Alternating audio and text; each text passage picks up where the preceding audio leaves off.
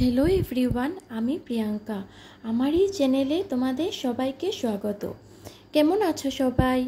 आशा करछि सबाई भालो आछो और आमिओ भालो आछि तोमादेर आशीर्वाद और भालोबासाय। आजके आमी आमार आरेकटा रेसिपि निये एसेछि मुग डालेर बुदे लाड्डू।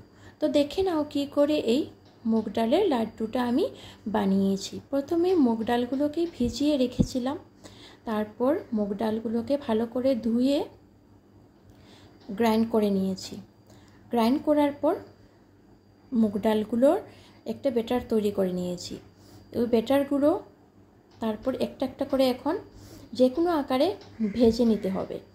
তার প্রথমে ভাজার জন্য কড়াই বসিয়ে দিলাম, তারপরে অল্প তেল দিয়ে দিলাম, দিয়ে ব্যাটারগুলো অল্প অল্প করে দিয়ে দিলাম।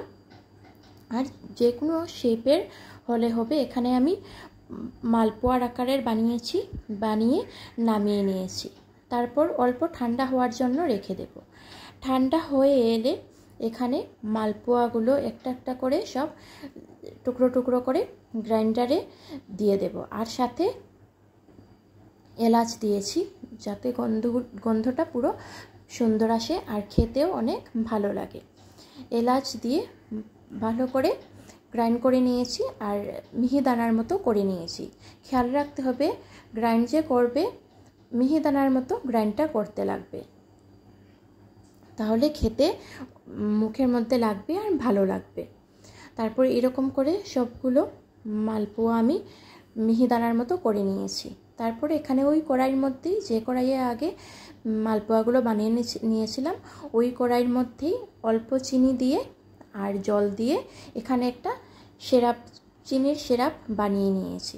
চিনিটা তোমাদের পছন্দ মতো দিতে পারবে, যে যেরকম মিষ্টি পছন্দ করো।